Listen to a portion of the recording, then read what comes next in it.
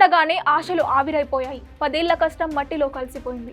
Khammam collectorate సమీపంలోని వెలుగుమట్లలో ఈ రోజు యుద్ధ వాతావరణం నెలకొంది. 600 పేద కుటుంబాలను ఖాళీ చేయించేందుకు వేలాది మంది పోలీసులు మోహరించగా తెల్లవారుజాము నుంచే జేసీబీలు గుడిసెలను కూల్చడం ప్రారంభించాయి. అయితే తమ గూడు చెదురుతుంటే ఆ పేదలు మౌనంగా ఉండలేదు.